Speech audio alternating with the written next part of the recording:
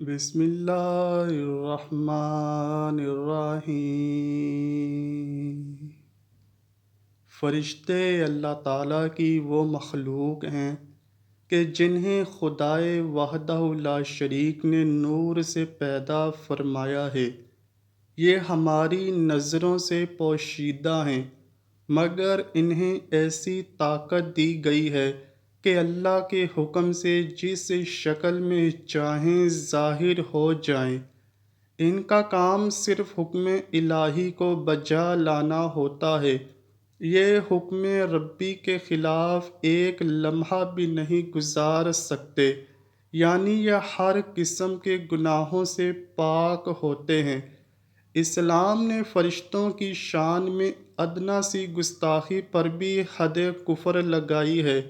اس لیے یہ خیال کرنا کہ فرشتے نیکی کی قوت کا نام ہے اور اس کے سوا کچھ نہیں، یہ کفر ہے، کیونکہ ان کا وجود ثابت ہے، ان کی تخلیق کی گئی ہے اور ان کی بھی موت مقرر ہے، لیکن ان کی موت کا طریقہ وہ نہیں جو انسانوں کی موت کا طریقہ ہے۔ پھر ان کی موت کیسے ہوگی اور کب ہوگی، یہی ہم اپنی آج کی ویڈیو میں بیان کریں گے۔ دوستو، جب قیامت برپا ہوگی تو اللہ عز و جل حضرت اسرافیل علیہ السلام کو سور پھونکنے کا حکم فرمائے گا۔ یہ حکم 3 بار فرمایا جائے گا، یعنی 3 بار سور پھونکا جائے گا۔ پیارے آقا صلی اللہ علیہ وآلہ وسلم نے ارشاد فرمایا، جب اللہ تعالیٰ پہلی بار سور پھونکنے کا حکم فرمائے گا تو حضرت اسرافیل علیہ السلام جو کہ سور کو اپنے منہ میں لیے مسلسل اس انتظار میں ہیں کب حکم ہو اور سور پھونک دیں، وہ فوراً سور پھونک دیں گے۔ جیسے ہی پہلی بار سور پھونکا جائے گا تو زمین و آسمان والوں پر ہیبت اور گھبراہٹ طاری ہو جائے گی، ہر چیز لرز اٹھے گی۔ اس کی ہولناکی کا عالم یہ ہوگا کہ بلند و بالا پہاڑ ریزہ ریزہ ہو کر یوں اڑنا شروع ہو جائیں گے، گویا بادل آسمان پر اڑ رہے ہیں۔ زمین یوں ہچکولے لے گی جیسے کشتی سمندر کی تند و تیز لہروں میں ہچکولے کھاتی ہے۔ دودھ پلانے والیاں اپنے دودھ پیتے بچوں کو بھول کر بھاگ کھڑی ہوں گی، حمل والیوں کے حمل گر جائیں گے، بچے دہشت کے سبب بوڑھے دکھائی دیں گے۔ شیطان زمین کے کناروں کی طرف بھاگیں گے، مگر اللہ کے فرشتے انہیں مار مار کر پھر زمین کی طرف بھگائیں گے۔ ابھی یہ ہولناک منظر ختم بھی نہ ہوا ہوگا کہ زمین پھٹ جائے گی، سورج اور چاند کی روشنی ختم کر دی جائے گی، آسمان کو اپنی جگہ سے کھینچ کر لپیٹ دیا جائے گا جیسے گلی ہوئی چاندی ہو۔ اور یہ سب پہلی سور پھونکنے کے بعد کا منظر ہوگا۔ اس کے بعد اللہ تعالیٰ پھر حضرت اسرافیل علیہ السلام کو سور پھونکنے کا حکم فرمائے گا، اور یہ دوسری سور موت کی ہوگی۔ جیسی دوسری بار سور پھونکا جائے گا، زمین و آسمان کا ہر جاندار موت کا مزہ چکھ لے گا، اس میں فرشتے بھی شامل ہوں گے، سوائے چند خاص فرشتوں کے۔ پھر اللہ تعالیٰ حضرت ملک الموت کو حکم فرمائے گا، اے ملک الموت بتاؤ کون زندہ ہے؟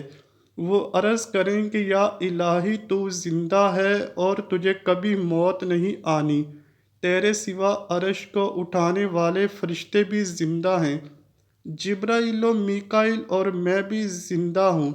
پھر حکم ہوگا تو جبرائیل و میکائیل علیہ السلام پر بھی موت طاری کر دی جائے گی۔ جب وہ بھی موت کی آغوش میں جا چکیں گے تو حکم ہوگا اب کون کون زندہ ہے؟ ملک الموت عرض کریں گے الہی عرش اٹھانے والے فرشتے زندہ ہیں اور میں بھی زندہ ہوں۔ پھر حکم ہوگا تو عرش اٹھانے والے فرشتوں پر بھی موت طاری کر دی جائے گی۔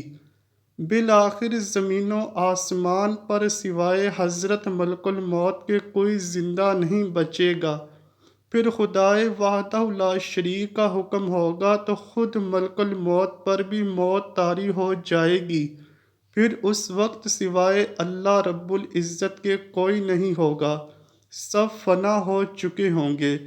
پھر اللہ عز و جل ارشاد فرمائے گا آج کس کی بادشاہی ہے؟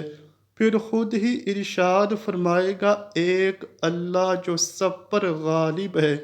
حضور نبی اکرم صلی اللہ علیہ وآلہ وسلم نے ارشاد فرمایا، اللہ تعالیٰ 3 مرتبہ یہ ارشاد فرمائے گا میں ہوں جبار، کون ہے جو میرا شریک ہونے کا دعویٰ کرتا ہے کوئی تو سامنے آئے، مگر کوئی سر اٹھانے والا نہیں ہوگا۔